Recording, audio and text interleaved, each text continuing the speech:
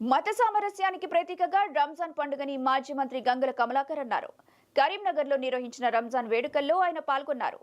సాలేహ్ నగర్లోని ఈద్గా వద్ద ప్రత్యేక ప్రార్థనల్లో ఆయన పాల్గొన్నారు. ఈ సందర్భంగా గంగుల కమలాకర్ ముస్లిం సోదరులకు రంజాన్ శుభాకాంక్షలు తెలిపారు. ముస్లింలు రంజాన్ మాసాన్ని అత్యంత పవిత్రంగా జరుపుకుంటారని అన్నారు. పవిత్రమైన రంజాన్ మాసంలో ఒక నెల రోజులు ముస్లిం సోదరులు కఠినమైన దీక్షతోటి ఈరోజు 30 రోజుల దీక్ష చేసుకొని ఈరోజే పవిత్రమైన రంజాన్ మాసాన్ని కూడా ఘనంగా కరీంనగర్ నగరంలో జరుపుకుంటున్నారు.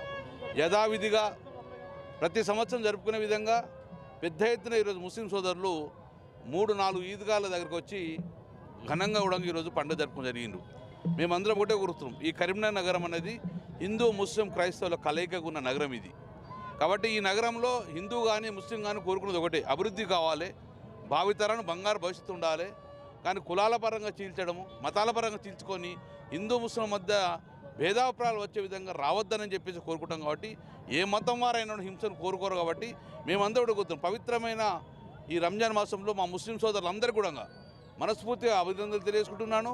వారికి అల్లామియా ఆ కుటుంబాలందరూ చల్లగా చూడాలని చెప్పి అంటూ మరొకసారి పవిత్రమైన రంజాన్ మాసంలో ఒక నెల రోజులు కఠోర దీక్ష చేసిన మా ముస్లిం సోదరులందరూ కూడా మీ యొక్క దీక్ష సఫలీకృతం కావాలని చెప్పేసి మీ అందరికీ కూడా మీ కుటుంబాలు కూడా ఆ అల్లమియా శుభాలు పలకాలని చెప్పి మరొకసారి రంజాన్ ముబారక్ చెప్తున్నాను. Thank you.